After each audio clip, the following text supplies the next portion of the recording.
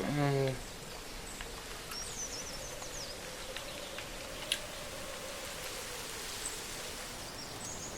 Untertitel lasse ich natürlich an. Das kann man bitte aus. Kommentarmodus lasse ich auch aus. Nein, aus. Zurück und neues Spiel.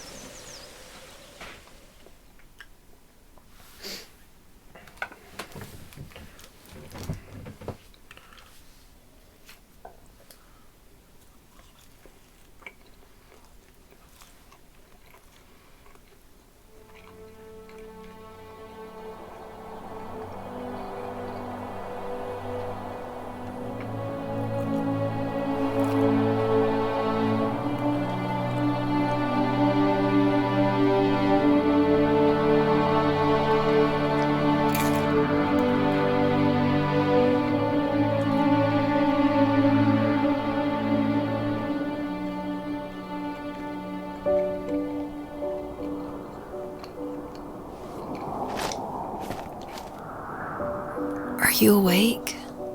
I thought I heard you get up. Yeah, I'm awake. Sorry, I just can't sleep. Are you thinking about him? Yeah, a bit. Usually get back to sleep, my love. I'm fine. No, it's okay. What else is on your mind? I don't know, it seems weird, but I had one of the most vivid dreams of my life. I saw a fox on a snowy mountain, just looking confused and worried. Those eyes, I can't get those eyes out of my head. She was running in the windy snow, looking for something. Do you think it has to do with you and what's been going on? I don't know. It was just a dream, Rachel. They're not meant to make sense. A lot's happened the past couple days, that's all. Well, if you're not going to sleep anyway, you should tell me. I want to hear. All right.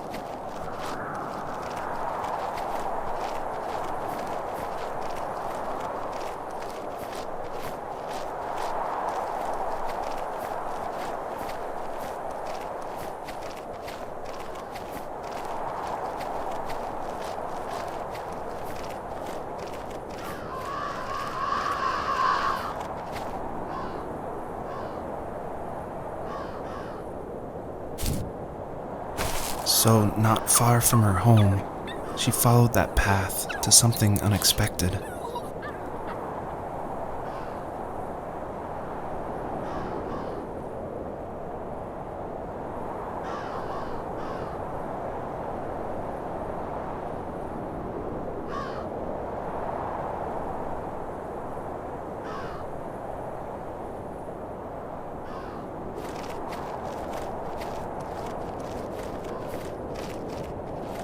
She couldn't stay, though. She had to find her other 2 children. So she took that path. She followed it towards something ancient. Something with answers.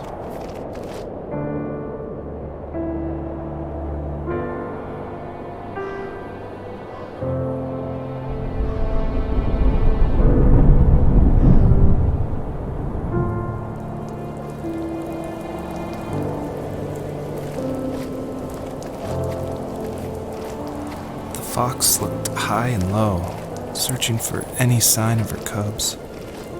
Points of light showed the way to this ancient tree. It was as if each one had a story to tell, all their own. The land was trying to tell my story, too. I felt like I was right behind her the whole time.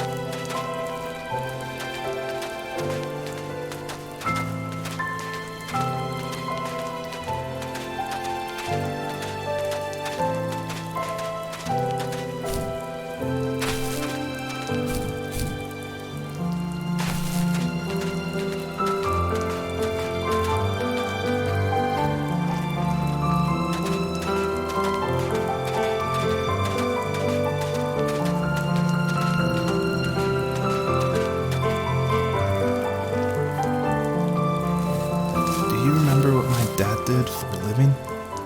Wasn't he like a lumberjack? That's one way of putting it. If wood was a canvas, then a carving knife was his paintbrush. Even after working a 50-hour week, even after his hands were more splinters than skin, he would bring home the nicest piece of Alaskan weeping cedar and make me toys. That wooden train was the first toy I can remember, and I loved it. I just knew from a young age I was going to be a lumberjack, like my father.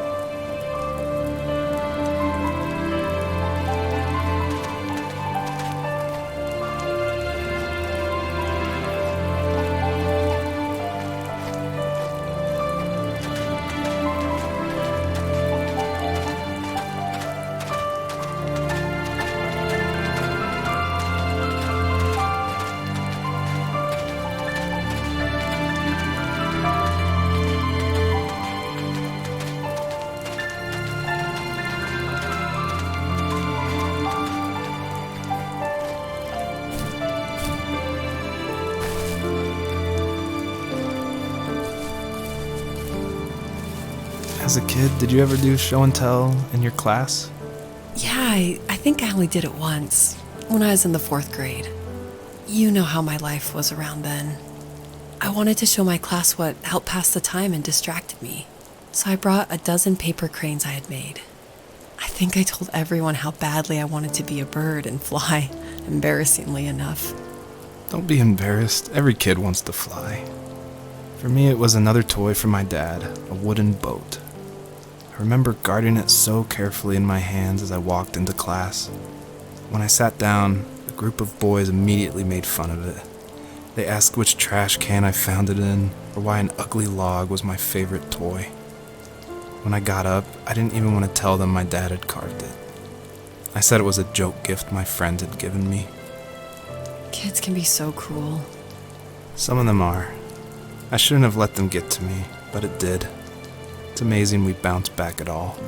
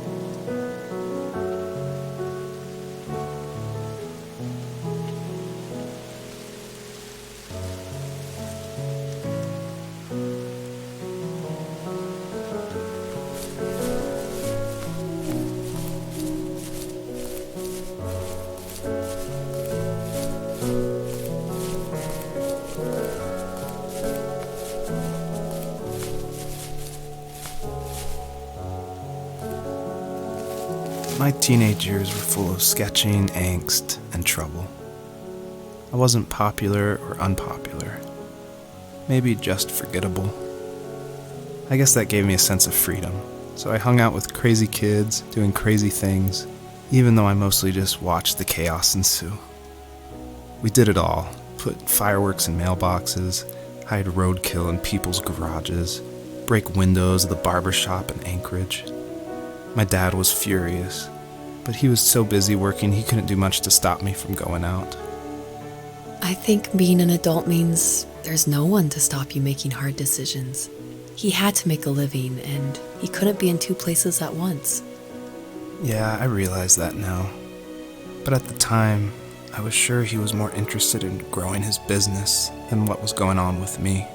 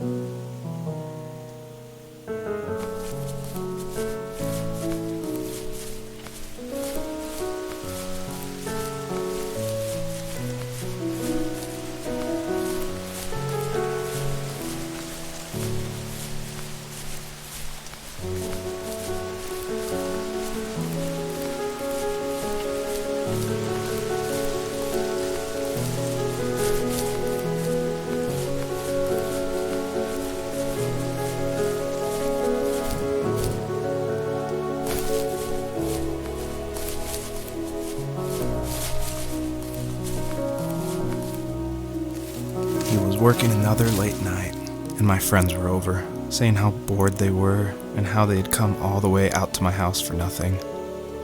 One of them mentioned how that old, ugly beyond belief truck was still in the garage, and how we should take it for a spin. I was only 15, so I kind of fought it for a while. The next thing I knew, we were careening around the mountain path, rocks spitting onto the sides of the cliff, while my dad's cringeworthy bluegrass blared out the speakers.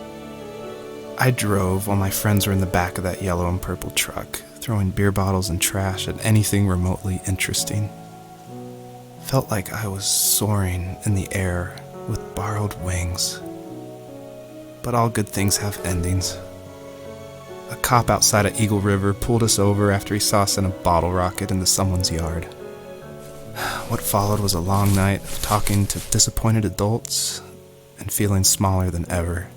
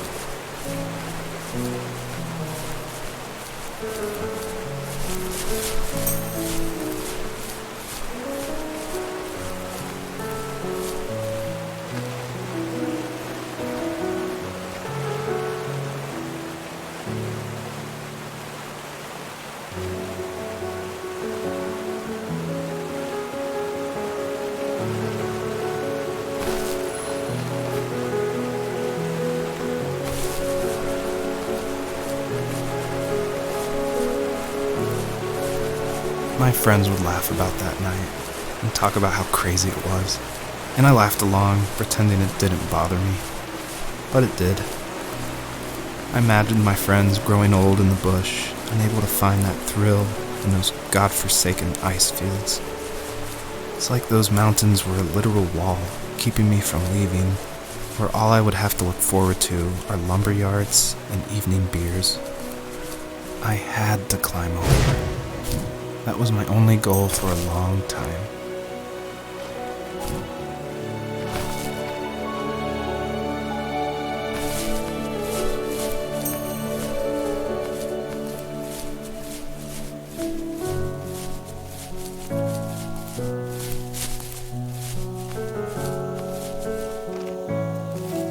If there was some way I could take my love of drawing and turn it into a way of escape, nothing would make me happier. I wanted to create instead of tearing trees down. I wanted to move to the lower 48, not because I hated it there in Alaska, but I hated the idea of it.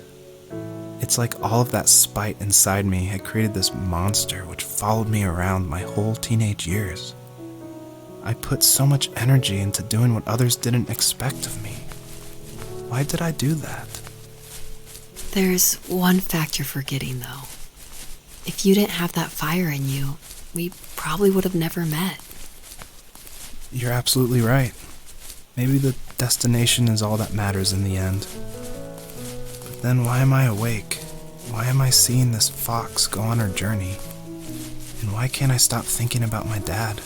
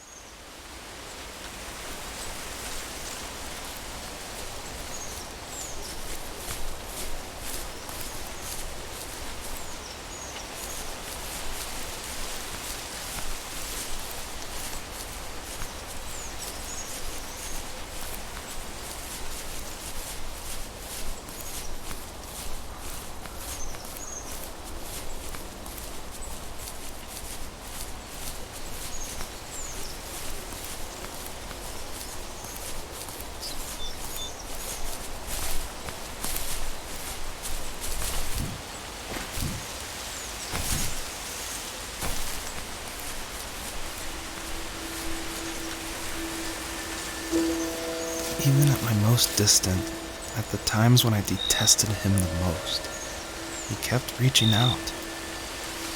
For a year straight, he asked me every week when we were going camping.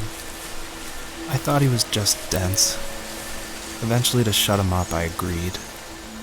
We carried out the worn lawn chairs from the garage and set up a cinder block campfire at the site we'd always used behind the house. We walked down the mountain path, talking in the warm sunshine we only got a couple months of the year. Those 3 obsidian rocks shimmered alongside the shore, almost like sparklers pressed against a dark window. I'll never forget that wet stone on my feet, or how those massive mountains looked even bigger in the lake's reflection. I felt small, but grateful. As the sun set, my dad found something I hadn't seen for a long time. The tree where I'd made my first carving when I was 6. I hadn't even carved it. My dad had helped me, but I still called it my tree. Something about seeing my name there made me open up, and we talked about everything that night in that old camouflage tent.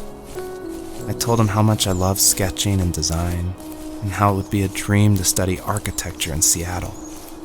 I told him how I didn't get along with my friends much anymore, but that I didn't mind being alone. He told me he was there for me, and he joked that if all he had to do was write my name on a tree to finally get me to talk, He would have left me carved logs with novels on them in front of my room every morning. I don't know why it took me that long to realize it, but it was then I knew how much he had sacrificed for me.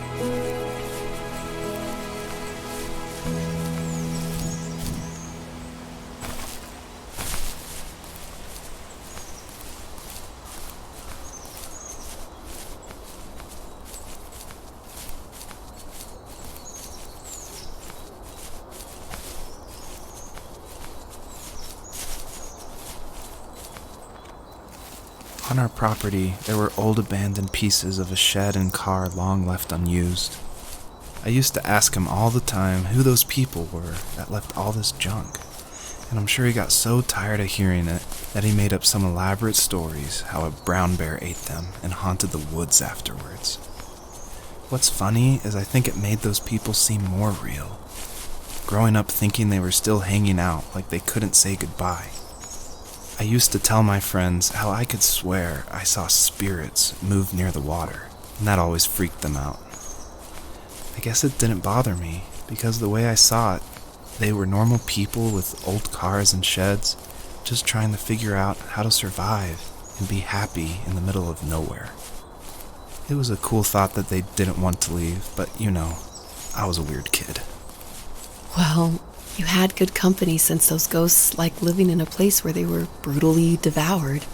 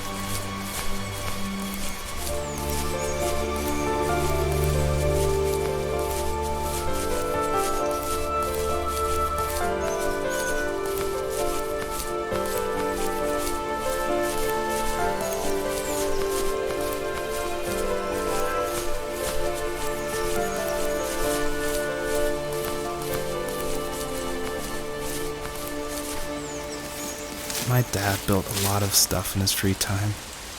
If he wasn't watching fly fishing or reading Tom Clancy novels, he was carving something.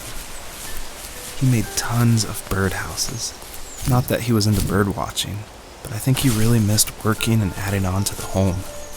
If he couldn't afford the time to build onto our own house, he would have to settle with watching birds move into their little homes. We kept an old mattress in the bed of that ugly yellow truck, so we would drive it deep into the woods and then watch the birds fly into their houses while the sun set. Usually it was accompanied by venison jerky or a cold Coke, but not a lot of talking, which is how we both liked it.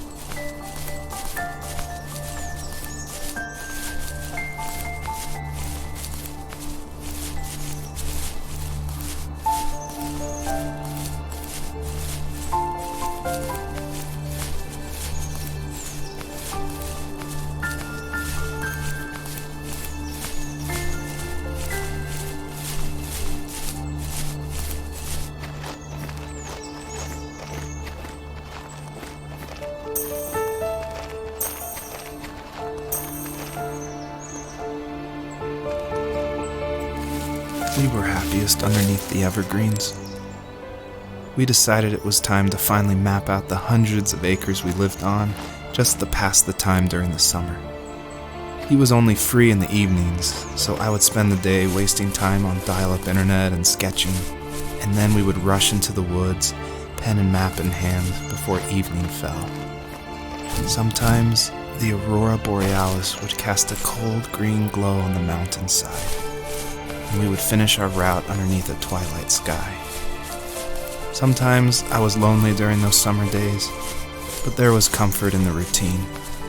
A lot of teenagers aren't looking for the daily grind, though. There's nothing wrong with wanting to get out, to leave your childhood home. You wanted to progress, to make something of yourself. Yeah, you're right.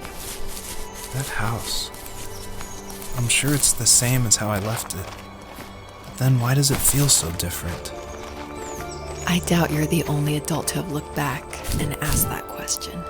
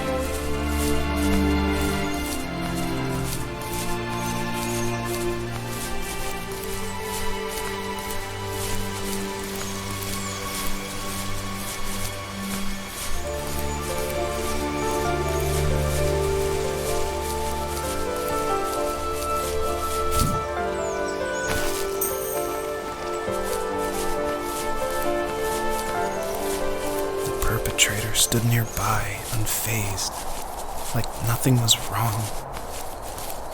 My dad is dead, and he's never coming back, Rachel. I can tell you these stories, but I can never reminisce with him again. He can never hold a grandchild that we'll probably never be able to have. I can never talk to him again, and I'll never be able to say I'm sorry for everything.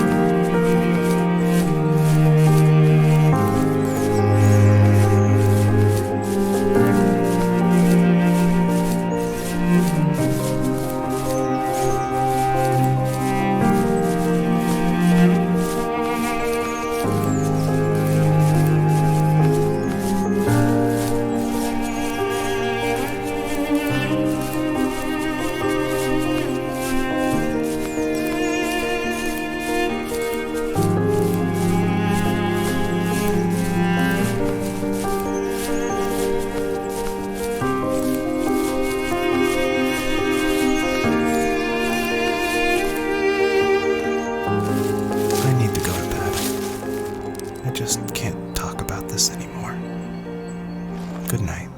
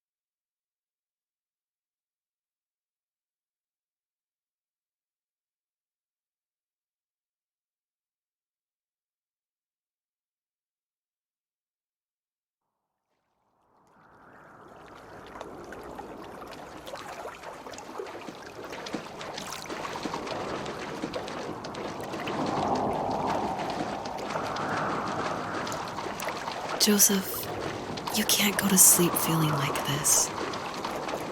I'm sorry for everything, and I know you need space, but I'm here for you. You don't need to feel so lost. Joseph, have I ever told you what my mother was like?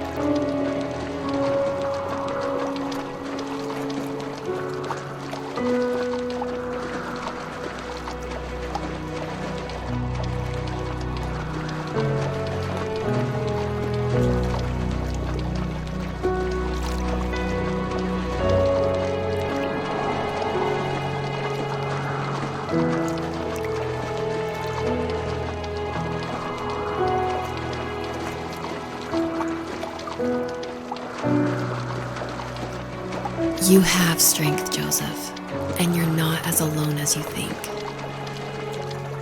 It's all just so pointless. Just waiting for life to happen.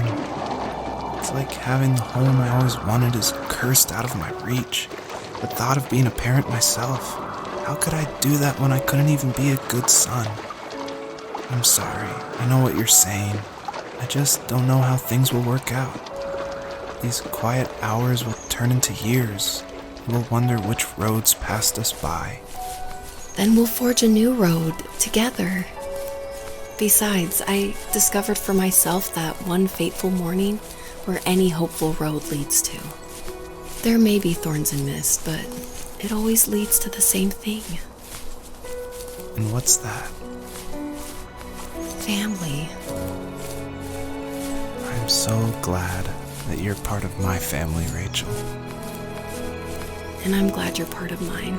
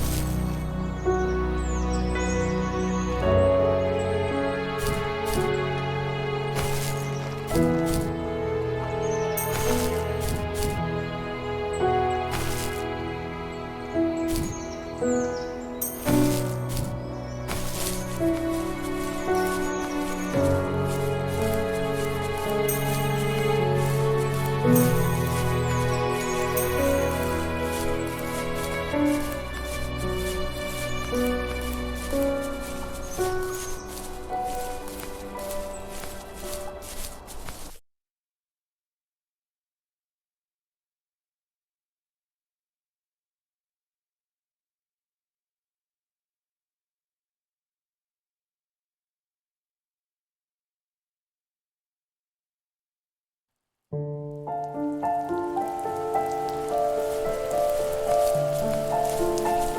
fox knew her last cub would be waiting for her at the first tree. She was almost there. The rain cascaded onto the jade valley where the entrance to the tree was. Life was protected there, because that's where life began. It was now only a mother and a daughter left. Items from my life still dotted the ground as she moved closer to her destination and destiny.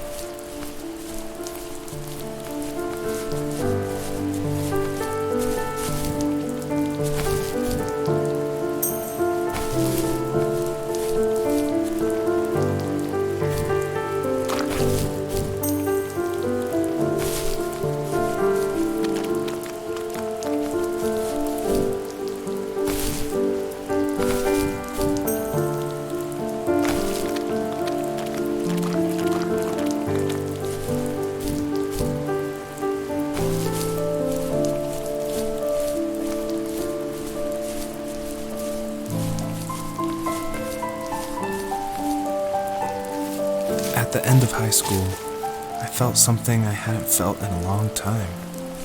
Drive. I looked into the best architecture schools on the West Coast, then got a dose of reality when looking at other students' portfolios and the high cost of tuition.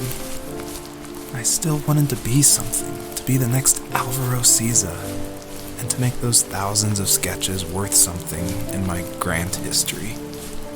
But now even an internship sounds impossible. Siza helped me understand how essential emotion is in architecture, and he also said light is the real composer of space. I like to think these glints of light, like not finding a job or even a strange dream about a fox, are something I should be thankful for, even if the illuminated space is something I'm less than comfortable with.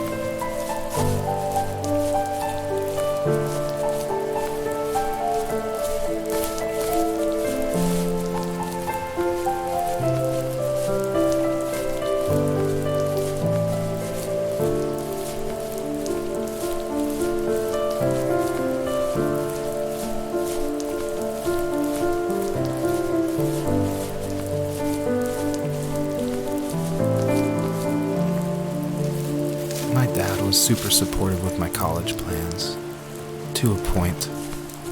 Things were okay until this terrible accident happened. I guess a forklift flipped over due to a bad axle, and it crushed one of the workers there. My dad didn't eat for days, even though he wasn't directly involved. It devastated him. Not only did it hurt the business, but it just freaked him out. He would talk in his sleep, muttering things about firing people and saying sorry. One fateful day he approached me, said that since my school search wasn't going well, I should finally be a man and take over the family business. He said one day he was going to die, and that all of his work, sacrifice, and even that man's life would be wasted in vain. I just lost it. Teenage me just exploded at the thought. I screwed up. I said things I shouldn't have. He was having a crisis, and I pretty much spit in his face.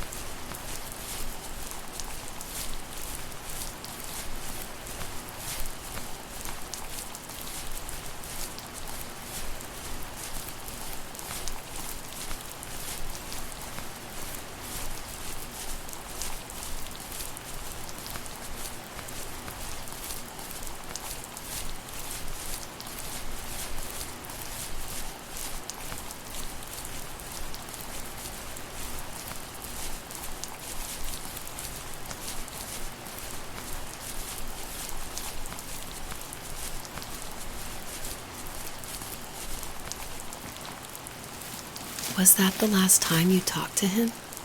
No, I called on holidays, and he would call on my birthday.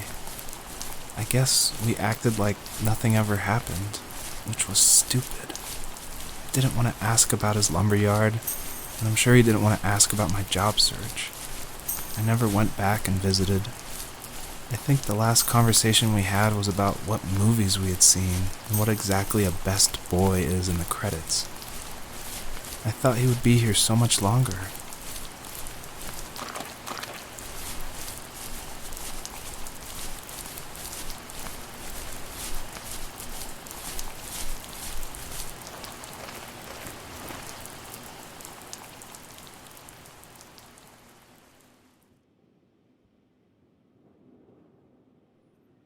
In the distance, the first tree illuminated the wasteland.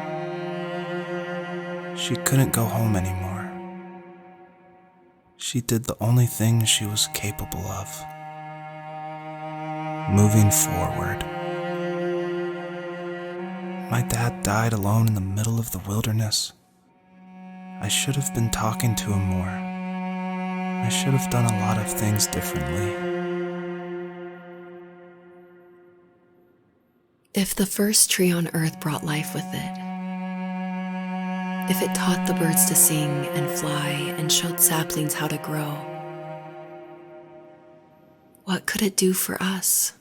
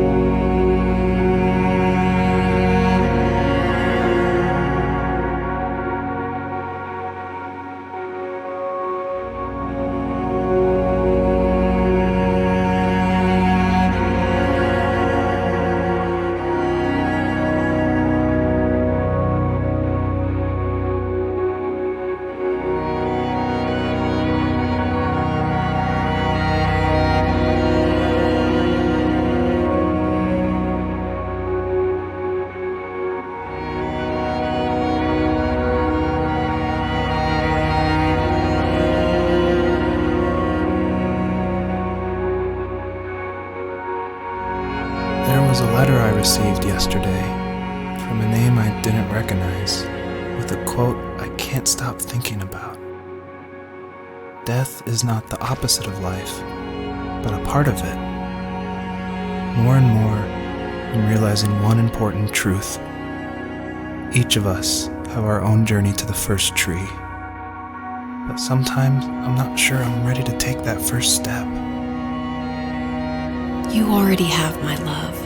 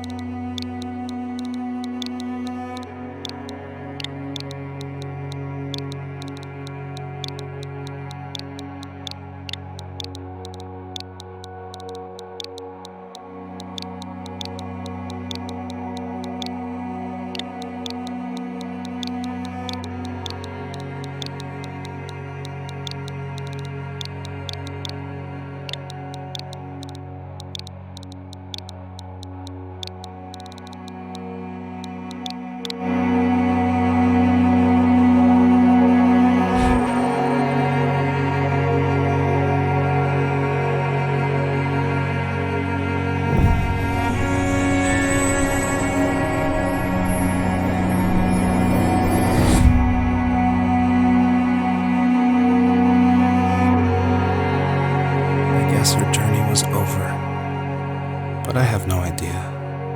It was only a dream, a distraction from tomorrow. I don't think dreams normally bring back to memory so many important feelings. Maybe it was just a dream, but it was also a gift. Yeah, I suppose. But tomorrow we're getting on a plane to the last place on Earth I want to be. The only person that would have made the trip worth it is gone. You're going to see him and be with him one last time before you say goodbye. I have one last quote for you by Emerson, sealed in an imaginary letter from me to you. It is the secret of the world that all things subsist and do not die, but only retire a little from sight and afterward return again. Go to sleep, my love. We have a big day tomorrow, but I'll be there with you every step of the way. Thank you. Thanks for listening. Good night, Rachel. Good night, Joseph.